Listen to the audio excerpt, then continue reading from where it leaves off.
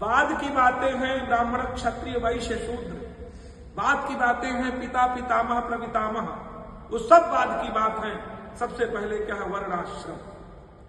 वर्णाश्रम व्यवस्था यदि नष्ट होगी तो निश्चित में वर्णाश्रम व्यवस्था से क्या होता है कि कुलघ्ना नाम कुलस्य च, जिन्होंने वर्णाश्रम नष्ट किया है और जो वर्णाश्रम के कारण से उत्पन्न हुए हैं वो दोनों कुलों को नाश करते हैं। जिस वर्ण से उस वर्ण को भी नष्ट करते हैं और जिस वर्ण में गए हैं उसको भी नष्ट करते हैं। इतना जानने की बात देखिए, कलयुग में कोई ध्यान ही नहीं, कोई चिंतन ही नहीं, स्थितियां भी ऐसी बनी हुई है, कुछ कोई कह भी नहीं सकता। परंतु ये कलयुग की विशेषता है। यहां तो भगवान का आश्रय लेकर के, भगवान पर बहुत विषय छोड़ करके, कम से कम हम दूसरे को नहीं सुधार सकते तो स्वयं तो बचने का प्रयास कर सकते हैं। अब आप सबको नहीं सुधार सकते, ऐसी स्थितियां उपस्थित हो रही धीरे धीरे, पर आपसे एक ही निवेदन है, आप कम से कम अपने आप की तो सुरक्षा कर सकते हैं। नहीं तो सनातन धर्म में कुछ नहीं होगा, थोड़ा मलिनता आ जाएगी, पुनः स्थितियां तो होंगी, पर अपने द्वारा अपने को बचने का प्रयत्न करना है। यही बहुत बड़ा कार्य आज के समय में हो जाएगा। उन्हें कुलक्षय प्रणश्यन्ति, अर्जुन ने अब कहना शुरू किया भगवान से विशेष बात।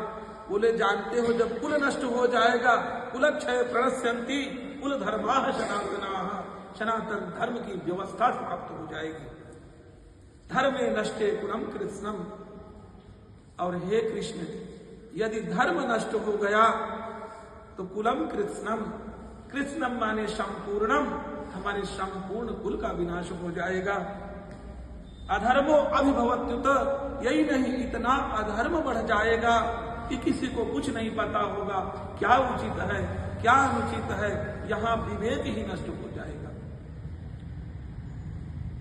अधर्म अभिभवात् कृष्ण प्रदुष्यन्ति कुल स्त्रियः, और हे कृष्ण अधर्म के बढ़ने से सबसे बड़ी भारी समस्या जो उपस्थित होगी, सर्वप्रथम प्रदुष्यन्ति कुल स्त्रियः, हमारे कुल की स्त्रियां जिनसे यह धर्म चलता है उनमें दोष उत्पन्न हो जाएगा।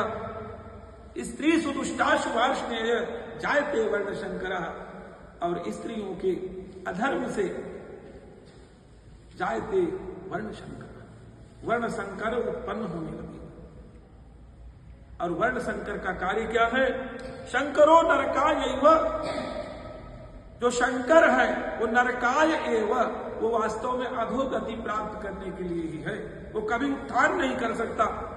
शंकरो नरकाय एव कुलघ्ना नाम और कुलस्य च, जिस कुल को उसने जाकर नष्ट किया है और जिस कुल से जाकर के अपने कुल को नष्ट किया है, वो दोनों कुल